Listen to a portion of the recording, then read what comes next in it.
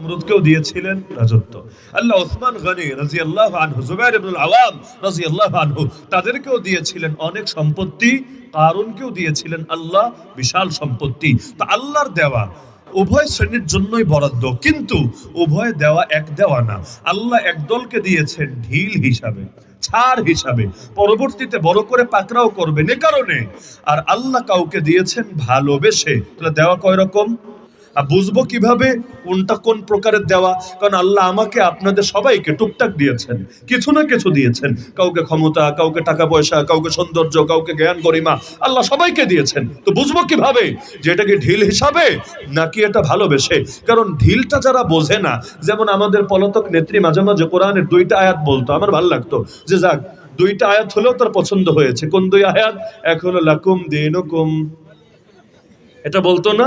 এটা দিয়ে ধর্মনিরপেক্ষতাবাদের দলিল দিত না, নাউযুবিল্লাহ। কোরআন দিয়ে শিরিকের দলিল, কোরআন দিয়ে কুফরের দলিল। আচ্ছা, দ্বিতীয় আরেকটা আয়াত বলতো, এটা আবার আরবিটা পারতো না, এটা বাংলাটা বলতো। হে আল্লাহ, হে রাজাধিরাজ, আপনি যাকে চান ক্ষমতা দেন, যার থেকে চান ক্ষমতা ছিনায় নেন। পরেরটা আর পড়তো না, এখানেই শেষ, ফুল স্টপ। এবং এর দ্বারা বোঝাতো ক্ষমতা তো আল্লাহই দিয়েছেন, যদিও আল্লাহর থেকে শেষ রাতে কবুল করিয়ে নিয়েছে। কেন? কারণ আমরা ছোটবেলা থেকে শুনতাম শুভ কাজে দেরি করতে হয় না। শোনেন নাই আপনারা? শুভ কাজে দেরি করতে হয় না, যত সম্ভব তাড়াতাড়ি করতে হয়। তাহলে এটা তো একটা শুভ কাজ, দেরি করবে কেন? শেষ রাতে তাহাজ্জুদের টাইম, বরকতময় টাইম। আল্লাহ তাআলা ওই সময় দুনিয়ার নিকটবর্তী আসমানে নেমে আসে, বান্দাকে ডাকতে থাকে, বান্দা তোর কি লাগবে বল।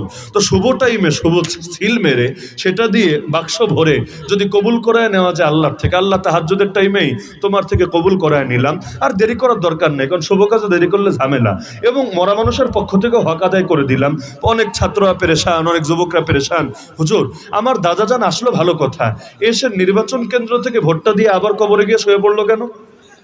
এক নজর দেখা দিয়ে গেলে, এক নজর দেখা দিয়ে গেলে কি এমন সমস্যা ছিল? কিন্তু আসলো তো আসলো, এবং ওই মার্কায় ভোটও দিয়ে গেল, কিন্তু একটাবার আমাদের সাথে সাক্ষাৎ করলো না, একটু সালাম কালাম করলো না। এই দুঃখ কোথায় রাখি? তাহলে এই যে তারা দাবি করছে যে ক্ষমতা দিয়েছেন মানে আল্লাহ খুশি আছেন, আল্লাহই তো দাতা, তাহলে তো ফেরাউন এই যুগে বেঁচে থাকলে সেও বলতো আল্লাহ আমাকে ভালোবাসে, নমরুদ বেঁচে থাকলে সেও বলতো আল্লাহ আমাকে ভালোবাসে। কিন্তু না, আল্লাহ তো সবাইরই দেয় রে ভাই, কিন্তু কাউরে দেয় ভালোবেসে, কাউরে দেয়, কাউকে ভালোবেসে, কাউকে ঢিল হিসাবে। আচ্ছা, আপনাকে যে দিয়েছেন এটা কোন ক্যাটাগরিতে বুঝবেন কিভাবে? ওই বোঝার আলামতি সূরা কাউসার 2য় আয়াতে আছে। আল্লাহ যে আপনাকে ভালোবেসে দিয়েছেন বুঝবেন কিভাবে? এই সূরা কাউসারের 2য় আয়াতে দলিল আছে। বলবেন কিভাবে? ওই যে আগেই বলেছি না যে আমি যদি এই 3 আয়াতের ব্যাখ্যা 3 বছর লাগায় করি তো ব্যাখ্যা আসলে শেষ হবে না। আর যেগুলো জানেন তো জানেনই, ওগুলো আমি রিপিট করছি না, আমি ওই পয়েন্টগুলোই টানছি যেগুলো আপনাদের কারো কারো কাছে হয়তো নতুন, যারা জানার তো জানেনি, কারো কারো কাছে হয়তো নতুন, এবং চাচ্ছিলাম খুব সংক্ষিপ্ত করে বলতে, কিন্তু আপনাদের আগ্রহ আমার কথার এমনি লম্বা করে ছাড়ছে। মানে আমি কিন্তু নিজের আগ্রহ এত বলছি না, কারণ আগেই বলেছি আমার ভেতরে আজকে আগ্রহ একটু কম আছে। তারপর আপনাদের আগ্রহের কারণে আলহামদুলিল্লাহ কথা বেড়ে যাচ্ছে। তো দেখি কোন জায়গায় গিয়ে থামে, নাকি বিরক্ত হয়ে যাচ্ছেন আপনারা? আচ্ছা, বিরক্ত হলে আমার একটু সিগন্যাল দিয়ে আমিও ইনশাআল্লাহ আটকায় দিব, সমস্যা নাই, আমার তো কম বললে সুবিধা। আচ্ছা, ফাসাল্লি লিরাব্বিকা ওয়ানহারের মধ্যে দলিল আছে কিভাবে? দলিল আছে কিভাবে?